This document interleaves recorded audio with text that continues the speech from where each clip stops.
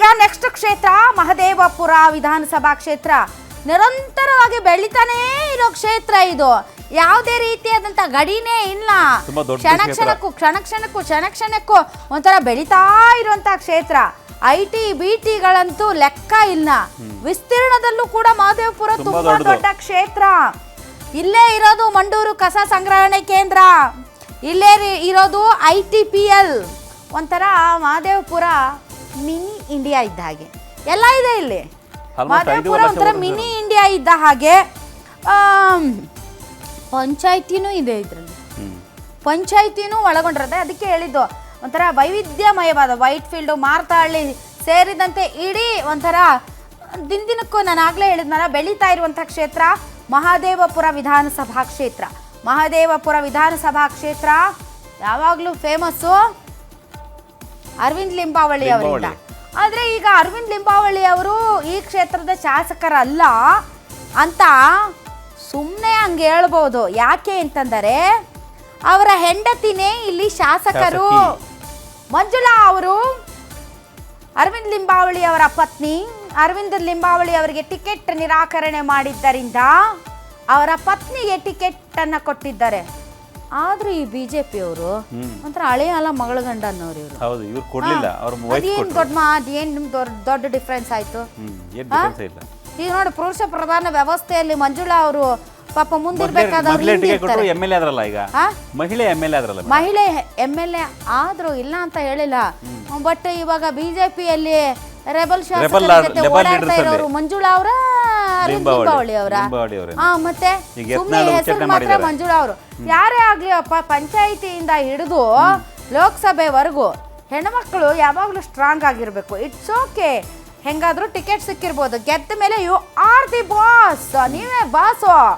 So ಈ ಒಂದು ಆಪರ್ಚುನಿಟಿನ ತಾವು ಮಿಸ್ವೇ ಮಾಡ್ಕೊಳ್ಬಾರ್ದು. ಹಾಗೆ ನೋಡಿದ್ರೆ ನಮ್ಮ ಹೆಣ್ಮಕ್ಳು ಹಾಗೆ ಎಷ್ಟೇ ಜೋರು ಇರಲಿ ಏನೇ ಇರಲಿ ಗಂಡನಿಗೆ ತಲೆ ಬಾಗ್ತಾರೆ, ಗಂಡನ ಮುಂದೆ ಬಿಡ್ತಾರೆ, ತಾವು ಹಿಂದಿಂದೆ ಓಡಾಡ್ತಾರೆ. ಈಗ ನೀವು ಮನೆಯಲ್ಲೇ ಹೆಣ್ಮಕ್ಳೇ ಬಾಸು. ಹೊರಗಡೆ ನಾನು ಹೇಳೋದು, ಹೊರಗಡೆನು ಮನೆಯ ಒಳಗಡೆ ಯಾವ ರೀತಿ ಬಾಸ್ ಇರ್ತಾರೋ ಹೊರಗಡೆನು ಅದೇ ರೀತಿ ಬಾಸಿದಮ್ ತೋರಿಸ್ಬೇಕು. ಯಾಕೆ ಜನ ಬೇಡ ಅಂತ ಹೇಳಿದಾರೆ, ತೋರಿಸ್ತಾ ಇಲ್ಲ. ಅದೇ ಪ್ರಾಬ್ಲಮ್. ಇರ್ಲಿ ಬಿಡಿ, ಇರ್ಲಿ. ಆದ್ರೂ ಪಾಪ BJP ಅವರು ಅರವಿಂದ್ ಲಿಂಬಾವಳಿ ಅವ್ರು ಕೊಡಬಾರ್ದು, ಕರೆಕ್ಟು. ಬೇರೆ ಯಾರು ಸಿಗ್ಲಿಲ್ಲ ಕ್ಷೇತ್ರದಲ್ಲಿ, ಅವ್ರ ಹೆಂಡತಿನೇ ಸಿಕ್ರಾ? ಏನ್ ಮೆಸೇಜು ಹೇಳಿ? ಏನ್ ಮೆಸೇಜ್ ಇರ್ಬೋದು? ಏನ್ ಮೆಸೇಜ್ ಏನಿಲ್ಲ ಅದ್ರಲ್ಲಿ. ಏನ್ ಮೆಸೇಜ್ ಕೊಡೋಕೆ ಬೇಜಾರಾಗಿರ್ಬೋದು, ಅಸಮಾಧಾನ ಜಾಸ್ತಿ ಆಗುತ್ತೋ ಅನ್ನೋ ಒಂದು ಪಾಪ. ಇತ್ತೀಚೆಗೆ ಒಂದು ಸಣ್ಣ ವಿವಾದ ಆಯ್ತು, ಇರ್ಲಿ ಬಿಡಿ, ಅದೆಲ್ಲ ನಮ್ಮ ಬಿಸ್ನೆಸ್ ಅಲ್ಲ.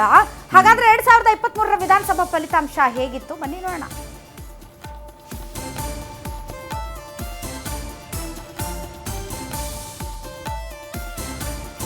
ವಿಧಾನಸಭಾ ಚುನಾವಣಾ ಫಲಿತಾಂಶ. ಮಂಜುಳಾ ಅಂದ್ರೆ ಅರವಿಂದ್ ಲಿಂಬಾವಳಿ ಅವರ ಪತ್ನಿ BJPಯಿಂದ ಸ್ಪರ್ಧೆ ಮಾಡಿದ್ರು. 1,81,000 ಮತಗಳನ್ನ ಪಡ್ಕೊಂಡಿದ್ರು, 54% ಆಲ್ಮೋಸ್ಟ್.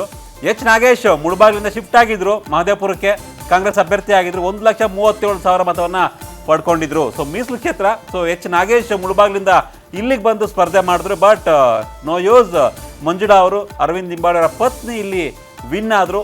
ಆಲ್ಮೋಸ್ಟ್ 44,000 ಮತಗಳಿಂದ ಗೆದ್ರು. ತುಂಬ ದೊಡ್ಡ ಕ್ಷೇತ್ರ ಇದು. 5 ಲಕ್ಷಕ್ಕೂ ಹೆಚ್ಚು ಮತದಾರ ಇರ್ತಕ್ಕಂಥ ಕ್ಷೇತ್ರ. ಚಲಾವಣೆ ಆಗಿದ್ದು 3,34,000.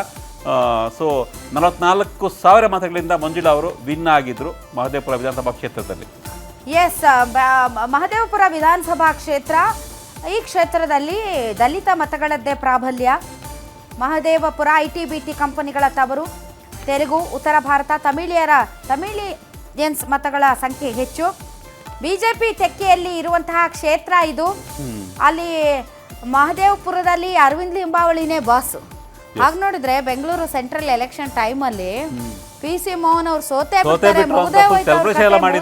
ಅವ್ರ ಕತೆ ಅಂತ. ಬಟ್ ಮಹದೇವಪುರ ಎಲ್ಲರೂ ವೇಟ್ ಮಾಡ್ತಾ ಇದ್ರು. ಮಹದೇವಪುರ ಯಾವಾಗ ಬೂತ್ಗಳು ಓಪನ್ ಆದ್ವೋ ಫುಲ್ BJP ಪರ ಮತಗಳು ಚೇಂಜ್ ಆಗೋಯ್ತು ಟ್ರೆಂಡ್. ಅಷ್ಟರ ಮಟ್ಟಿಗೆ ಮಹದೇವಪುರ ನಾಟ್ ಓನ್ಲಿ ವಿಧಾನಸಭೆ ಚುನಾವಣೆ, ಲೋಕಸಭೆ ಚುನಾವಣೆಯಲ್ಲೂ ಕೂಡ ಸಿಕ್ಕಾಪಟ್ಟೆ ಇಂಪ್ಯಾಕ್ಟ್ ಅನ್ನ ಮಾಡಿತ್ತು. BJP ವಿರುದ್ಧವೇ ಬಂಡಾಯದಿಂದ ಈಗ ರಾಜಕೀಯದಲ್ಲಿ ಸ್ವಲ್ಪ ಅಲ್ಲೋಲ ಕಲ್ಲೋಲ ಸೃಷ್ಟಿಯಾಗಿದೆ.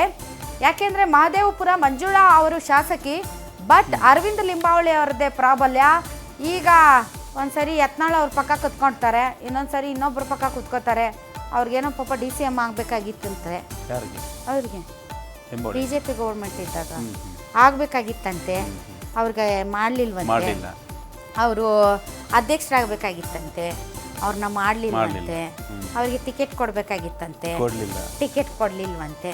ಹಿಂಗಾಗಿ ಪಾಪ ಈಗ ಫುಲ್ ರೆಬಲ್ ರೆಬಲ್ ಆಗಿದ್ದಾರೆ. ಆಗಿದ್ದಾರೆ. ಐ ಡೋಂಟ್ ನೋ ಮುಂದಿನ ದಿನಗಳಲ್ಲಿ ಅವ್ರಿಗೆ ಟಿಕೆಟ್ ಸಿಗುತ್ತಾ ಇಲ್ವೋ ಅಂತ.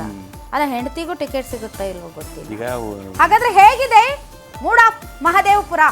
ಬನ್ನಿ ನೋಡೋಣ.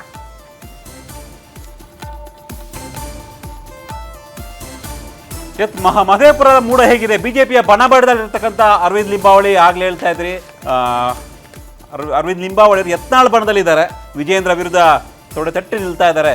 ಸೊ ನಾನೇನು ಕಮ್ಮಿ ಇಲ್ಲ ಅಂತ, DCM ಆಗಬೇಕಾಗಿತ್ತು, ರಾಜ್ಯಾಧ್ಯಕ್ಷ ಮಾಡಬೇಕಾಗಿತ್ತು, ಇದೆಲ್ಲವನ್ನ ವಿಚಾರ ಇಟ್ಕೊಂಡು ಈಗ ಅರವಿಂದ್ ಲಿಂಬಾವಳಿ ರೆಬಲ್ ಆಗಿದ್ದಾರೆ. ವಿಜೇಂದ್ರ ವಿರುದ್ಧ ನೇರವಾಗಿ ಯತ್ನಾಳ್ಗೆ ಬೆಂಬಲವನ್ನು ಕೊಡ್ತಾ ಇದ್ದಾರೆ. ಈಗಾಗಲೇ ಕೆಲವೊಂದಿಷ್ಟು ಸಮಾವೇಶ ಕೂಡ ಮಾಡಿದ್ರು ಬೇರೆ ಬೇರೆ ಜಿಲ್ಲೆಗಳಲ್ಲಿ ಅರವಿಂದ್ ಲಿಂಬಾವಳಿ. ನೆಕ್ಸ್ಟ್, ಕಾಂಗ್ರೆಸ್ನಲ್ಲಿ ಸಮರ್ಥ ನಾಯಕರುಗಳು ಇಲ್ಲ ಇವ್ರಿಗೆ ಟಫ್ ಫೈಟ್ ಕೊಡೋದಕ್ಕೆ. ಪತ್ನಿ ಶಾಸಕಿಯರಾದ್ರೂ ಕೂಡ ಅಧಿಕಾರ ಮಾತ್ರ ಲಿಂಬಾವಳಿ ಅವರದ್ದೇ. ಮುಂದಿನ ಬಾರಿ ಕೂಡ ಬಿಜೆಪಿಯಿಂದ ಅರವಿಂದ್ ಲಿಂಬಾವಳಿ ಅವರು ಟಿಕೆಟ್ ಆಕಾಂಕ್ಷಿ ಆಗಿದ್ದಾರೆ ಅಂದ್ರೆ ತುಂಬಾ ಸರ್ಪ್ರೈಸ್ ಆಗುತ್ತೆ. ಯಾಕಂದ್ರೆ ಅವರು ಪಕ್ಷದಲ್ಲಿ ಇದ್ಕೊಂಡೆ ಪಕ್ಷ ವಿರೋಧಿ ಶ್ರೀನಿವಾಸ್ ಹಿಂದೆ 2 ಬಾರಿ ಸೋತಿದ್ರು ಮೇಡಮ್. ಇಲ್ಲಿ ಶ್ರೀನಿವಾಸ್ ಇಲ್ಲಿಗೆ ಪುಲಕೇಶಿ ನಗರಕ್ಕೆ ಬಂದ್ರು, ಇಲ್ಲಿ ಆರಾಮಾಗಿ ಗೆದ್ಬಿಟ್ರು ಪಾಪ. ಅಲ್ಲಿ ನಾಗೇಶ್ ಬಂದ್ರು ಅಲ್ಲಿಗೆ ಕಾಂಗ್ರೆಸ್ ಅಭ್ಯರ್ಥಿಯಾಗಿ. ಅದೇ ನಾಗೇಶ್ ಅವ್ರ ತಾನೆ? ಅದೇ ನಾಗೇಶ್, ಅವರೇ ನಾಗೇಶ್, ಮುಳಬಾಗಿಲು ನಾಗೇಶ್. ಮುಳಬಾಗಿಲು ನಾಗೇಶ್ ಕಾಂಗ್ರೆಸ್ ಪಕ್ಷದಲ್ಲಿ ಮಂತ್ರಿ ಆಗಿದ್ರು, ಪಕ್ಷೇತರರಾಗಿ ಅವರು ಗೆದ್ದಿದ್ರು. ಆದ್ರೂ ಕೂಡ ನಮ್ಗೇನು ಇಲ್ಲಿ ಸರಿ ಇಲ್ಲ ಅಂತ ಸುಧಾಕರ್ ಅವ್ರ ಜೊತೆಗೆ ಫ್ಲೈಟ್ ಹತ್ಬಿಟ್ಟು ಮುಂಬೈಯಲ್ಲಿ ಇದ್ಬಿಟ್ಟು ವಾಪಸ್ ಬಂದ್ಬಿಟ್ಟು ರಾಜೀನಾಮೆ ಕೊಟ್ರು. ಅದಾದ್ಮೇಲೆ ಮತ್ತೆ ಬಹಳ ಏನೇನು ಬೆಳವಣಿಗೆಗಳಾದವು. ಅದಾದ್ಮೇಲೆ ಇದ್ದಕ್ಕಿದ್ದಂತೆ ಕಾಂಗ್ರೆಸ್ ಅಲ್ಲಿ ಕಾಣಿಸ್ಕೊಂಡು ಮಹದೇವಪುರದಲ್ಲಿ ಅವರು ಜಾತಿ ಆಧಾರದ ಮೇಲೆ ಗೆದ್ಬಿಡ್ತೀನಿ ಅಂತ ಅನ್ಕೊಂಡ್ರು, ಅದಾಗ್ಲಿಲ್ಲ.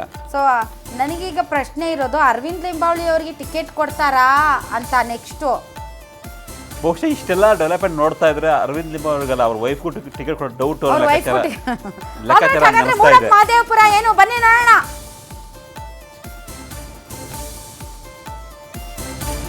S, mood of Mahadevapura BJP ಪರ ಒಲವು. ಹೌದಾ? ಬಿಜೆಪಿ ಪರ ಒಲವು ಇಷ್ಟೆಲ್ಲ ಆದ್ರೂ ಕೂಡ ಬಿಜೆಪಿ ಪರನೇ ಜನ. ಯಾಕಂದ್ರೆ ಅಲ್ಲಿ ಕಾಂಗ್ರೆಸ್ ಪರ ನಾಯಕರಿಲ್ಲ. ಈಗ ಎಚ್ ನಾಗೇಶ್ ಅವರು ಸೋತದ್ಮೇಲೆ ಆಮೇಲೆ ಪಾಪ ಅವ್ರು ಗಂಟು ಮುಟ್ಟೆ ಕಟ್ಕೊಂಡು ಮುಳಬಾಗಿಲಿಗೆ ಹೋದ್ರಂತೆ. ಹಂಗಾಗಿ ಅಲ್ಲೂ ಆಗಲ್ಲ, ಇಲ್ಲೂ ಆಗಲ್ಲ ಅಂದ್ರೆ ಮಹದೇವಪುರದಲ್ಲಿ ಆಗ್ತಾ ಇಲ್ಲ. ಸೊ ಕಾಂಗ್ರೆಸ್ಗೆ ಅಲ್ಲಿ ಕಾನ್ಸಂಟ್ರೇಟ್ ಮಾಡ್ಬೋದು. ಯಾಕೆ ಅಂದ್ರೆ ಒಂದು ವೇಳೆ ಮಹದೇವಪುರದಲ್ಲಿ ಅರವಿಂದ್ ಲಿಂಬಾವಳಿ ಮತ್ತು ಅವರ ಪತ್ನಿಗೆ ಟಿಕೆಟ್ ನಿರಾಕರಣೆ ಮಾಡಿದ್ದಾರೆ, there is chances. But it's because of Arvind ಲಿಂಬಾವಳಿನ ಅಥವಾ ಬಿಜೆಪಿ ತುಂಬಾ ಸ್ಟ್ರಾಂಗ್ ಆಗಿದೆಯಾ? ಎರಡು ವಿಚಾರ. ಯಾಕಂದ್ರೆ ಅಲ್ಲಿ ವಲಸಿಗರು ತುಂಬಾ ಇದ್ದಾರೆ ಮಹದೇವಪುರ ವಿಧಾನಸಭಾ ಕಾನ್ಸ್ಟಿಟ್ಯೂನ್ಸಿಯಲ್ಲಿ. ITBT ಇದೆ, ಜೊತೆಗೆ ವಲಸಿಗರು ತುಂಬಾ ಇದ್ದಾರೆ. ತಮಿಳು ಮತ್ತು ತೆಲುಗು ಪ್ರಭಾವ ಜೊತೆಗೆ ಉತ್ತರ ಭಾರತದವರು ಕೂಡ ಅಲ್ಲಿ ನೆಲೆಸಿರೋದ್ರಿಂದ ಬಿಜೆಪಿಗೆ ಸ್ವಲ್ಪ ಫಾರ್ ಆಗಿದೆ ಅಲ್ಲಿ.